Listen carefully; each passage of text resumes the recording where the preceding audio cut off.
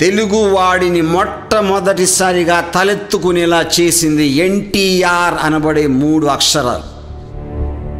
ఆ పేరు వింటే చాలు ప్రతి తెలుగువాడి ఛాతీ గర్వంతో పొంగిపోతుంది, స్వాభిమానం తన్నుకొస్తుంది. ఆయన ఒక మహానటుడే కాదు, మొత్తం తెలుగు నేల ఆయనకి ముందు, ఆయన తర్వాత కూడా చూడని అత్యధిక ప్రజాదరణ కలిగిన మహా రాజకీయ నాయకుడు. నాకు ఆయనతో పర్సనల్గా ఉన్న అనుబంధం ఏమిటంటే, ఎన్టీఆర్ బ్లాక్ బస్టర్ హిట్ అడవి రాముడు సినిమా చూడటానికి 23 సార్లు బస్సు టిక్కెట్కి డబ్బులు లేక 10 కిలోమీటర్ల దూరం కాలినడకన నడిచి వెళ్ళేవాడిని. అంతేకాకుండా ఎన్టీఆర్ తెలుగుదేశం పార్టీ అనౌన్స్ చేసిన మొదటి మహానాడు మీటింగ్లో నేల ఈనినట్టు వచ్చిన లక్షలాది మందిలో నేను ఉన్నాను.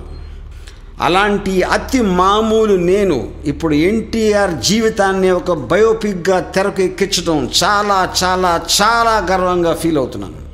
ఈ అత్యంత నిజమైన మహామనిషి ఎన్టీఆర్ బయోపిక్లో ఆయన శత్రువులెవరు, నమ్మక ద్రోహులెవరు, ఎవరికీ తెలియని కాంట్రవర్సీల వెనకాల అసలు కాంట్రవర్సీలు ఏమిటో అవన్నీ అశేష తెలుగు ప్రజానీకానికి అతి త్వరలో నా ఎన్టీఆర్ చిత్రంలో చూపిస్తాను.